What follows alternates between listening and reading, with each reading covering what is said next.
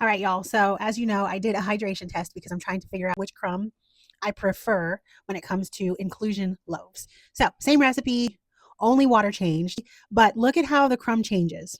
We know I did an experiment with 70% hydration. I did an experiment with 75% hydration.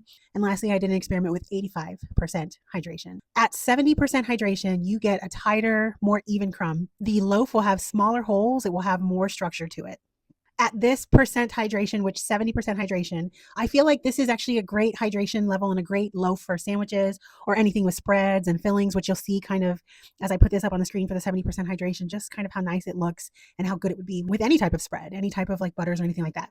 At 75% hydration, you actually get a more balanced crumb. There is some openness to it, but it's still really pretty structured. This is the most versatile, and this is kind of where you'll see a lot of bakers stay around this hydration. But at 85% hydration, you get a much more open crumb. You get larger irregular holes and a lighter texture with this bread. It's honestly best for like dipping olive oil or an artesian style type bread. But here's where it matters.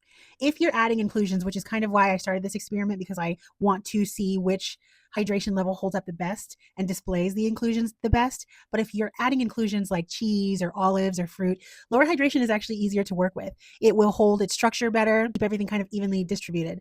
Higher hydration can still work, but it is a lot harder to control, and the inclusions can sink or tear the dough, which I did bake an additional loaf with some inclusions at 85%.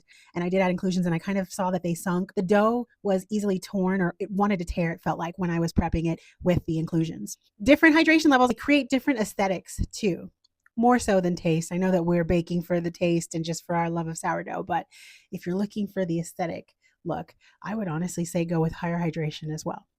Either way, choose your hydration based on what you want the bread to do. Thanks so much for watching.